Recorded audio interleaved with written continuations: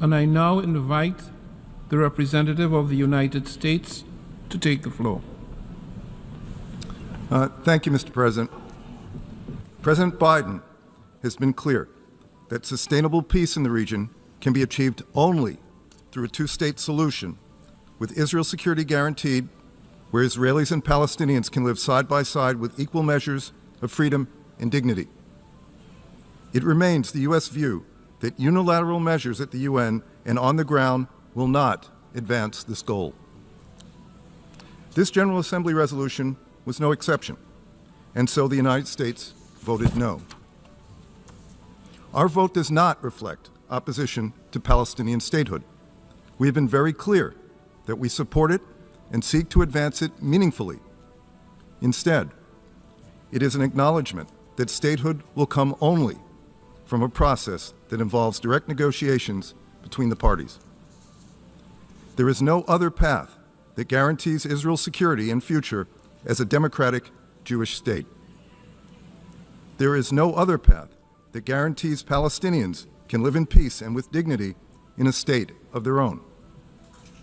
And there is no other path that leads to regional integration between Israel and all its Arab neighbors, including Saudi Arabia.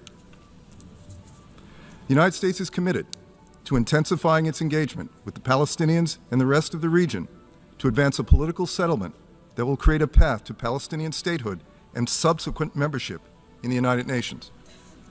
This resolution does not resolve the concerns about the Palestinian membership application raised in April in the Security Council through the Admissions Committee process. And should the Security Council take up the Palestinians' membership application as a result of this resolution, there will be a similar outcome. Additionally, the draft resolution does not alter the status of the Palestinians as a non-member state observer mission. Even this unproductive text makes that explicit. As a result of this vote, the Palestinian non-member state observer mission has not gained the right to vote in the General Assembly. It also has not gained the right to put forward candidates in UN organs or to be elected as a member of the Security Council.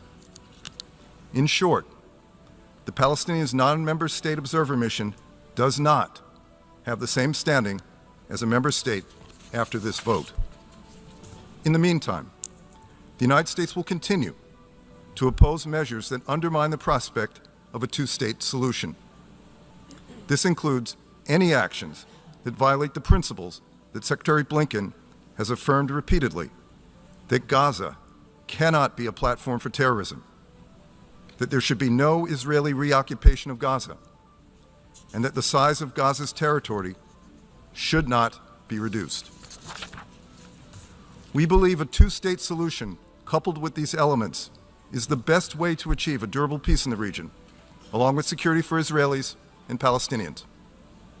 It remains the U.S. view that the most expeditious path toward statehood and UN membership for the Palestinian people is through direct negotiations between Israel and the Palestinian Authority, with the support of the United States and other partners.